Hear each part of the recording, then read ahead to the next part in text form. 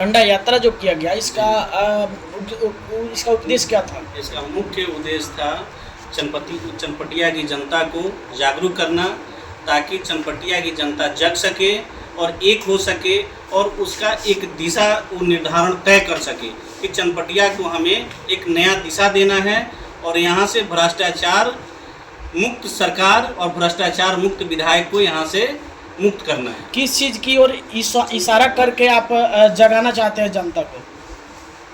हमारा सबसे प्रथम है कि यहाँ पे हम लोग विकास के साथ साथ शिक्षा, रोजगार और युवा, और ख़ास तौर पे हम जहाँ से आते हैं जो हम लोग का परिवेश है एक किसान क्षेत्र है।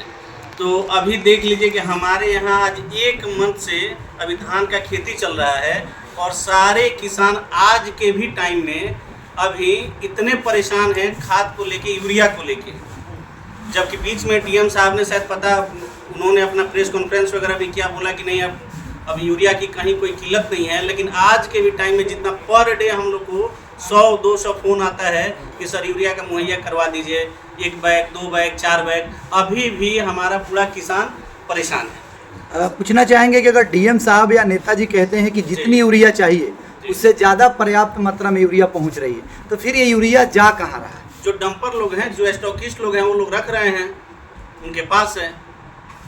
सर एक सवाल है जी, अगर आप मान लीजिए आप विधायक बन रहे हैं तो अगले 5 साल में ऐसा क्या काम करने वाले हैं जो और विधायक नहीं किए हैं? सबसे पहले युवाओं को इतना मजबूती से उनको ये मिलेगा और छात्र को कि थाना में और कहीं भी उनको परेशानी नहीं होगी और उनको सम्मान मिलेगा, युवा को खास तौर पे।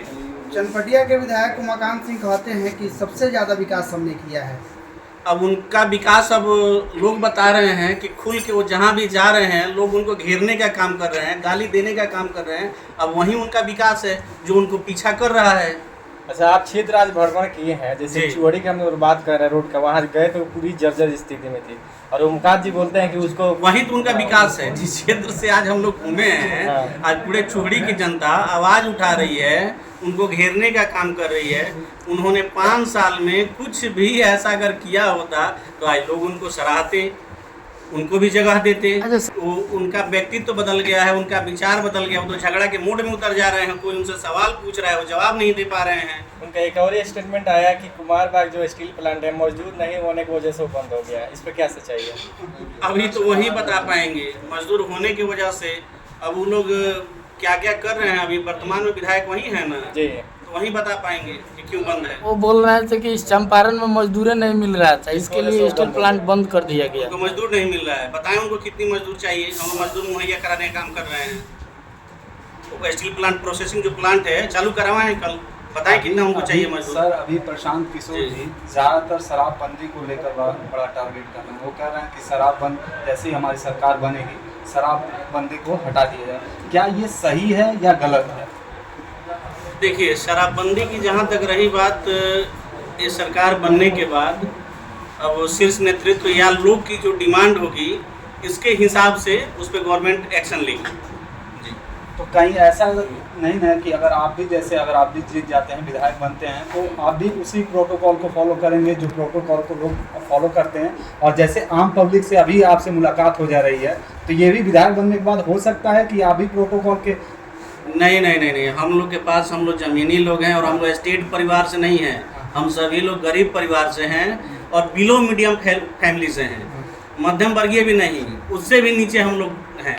चनपटिया में ट्रेन ठहराव को लेकर के चनपटिया के लोगों को काफ़ी परेशानी हो रही है। यहाँ सांसद भी बीजेपी के हैं, विधायक भी बीजेपी के हैं, लेकिन अभी तक ट्रेन रुक नहीं रही है। अगर आप विधायक बनते हैं तो क्या चनपटिया में ट्रेन की ठहराव हो सकती है? बिल्कुल होगी। जो ट्रेन यहाँ पे रुकना उचित है उसके ठहराव के लिए हम लोग जरूर आवाज़ उठाएंगे और अपने पूरे जनता और आवाम के साथ जाके उसको रोकने का काम करेंगे।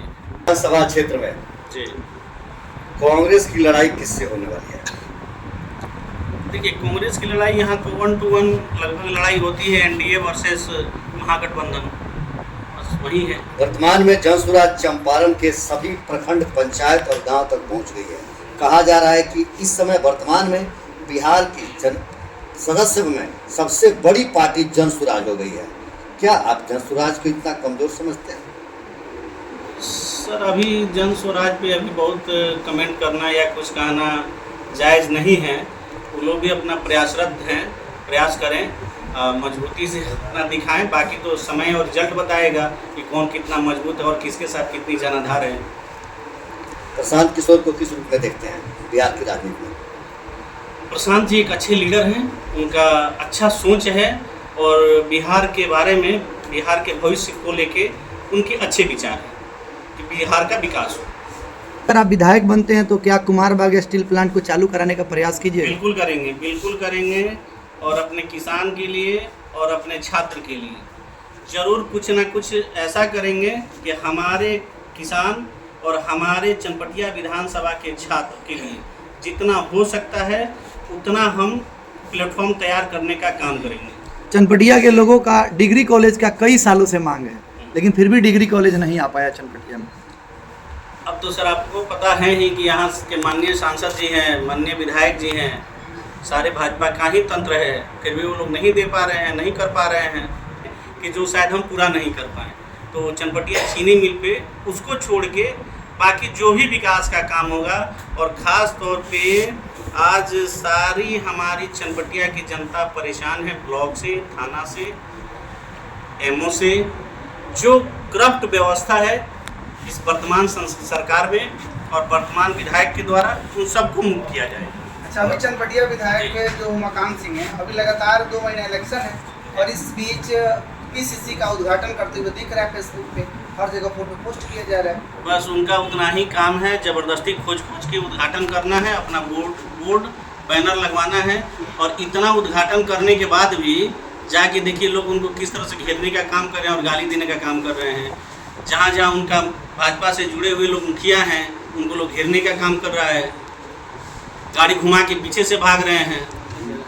चनपटिया में उन्होंने मीटिंग किया, वैसे ही हुआ, सही जवाब नहीं दे पा रहे हैं, एग्रेसिव हो जा रहे हैं, झगड़ा करने पे उतारू हो जा रहे हैं। यही तो उनका विकास है 5 साल का। अच्छा, एक चनपटिया के ब्लॉक में एक बीएलओ को पीडीसी ने गाली देकर संबोधित किया कि वोटर लिस्ट का जो चल रहा है आपने भैया बीएलओ पे इतना दबाव बनाया जा रहा है कम समय में ज़्यादा काम करने के लिए, तो बीएलओ परेशान होगा ही ना, तो बीएलओ को और परेशान किया जा रहा है। आपकी सरकार जब आएगी तो ये सारा वोटर लिस्ट का जो धांधली चल रहा है ये सही होगा या फिर वैसे ही रिकंटिन्यू कर दिया जाए? सबसे पहले तो ये वोटर लिस्ट में जो लोकतंत्र की हत्या की जा रही है, जहां आम जनता, आम पब्लिक के वोट के अधिकार को छीनने का ये सरकार प्रयास कर रही है। सरकार बिल्कुल ही डर चुकी है कि अब की बार उनकी सरकार बनने नहीं जा रही है, एनडीए की सरकार, इसलिए वो नए नए तरीके से अपना हथकंडा शुरू कर रहे हैं। और इस चीज़ पे हम लोग, हमारे राहुल गांधी जी 17 तारीख को आ रहे हैं सासाराम, हम लोग एक पदयात्रा भी चालू कर रहे हैं इसी के खिलाफ में। एक क्वेश्चन सर, और क्या आपका जो आप जिस विधानसभा से लड़ रहे हैं, अभी चुनाव लड़ रहे हैं, ये आपका टिकट कंफर्म है या अभी पेंडिंग? नहीं सर, ऐसे टिकट किसी का कंफर्म, शीर्ष नेतृत्व का काम है। शीर्ष नेतृत्व जिसको मौका देगी, और लोग भी हमारे विधानसभा से प्रयासरत हैं, शीर्ष नेतृत्व जिसको मौका देगी वो अपना चुनाव लड़ेगा।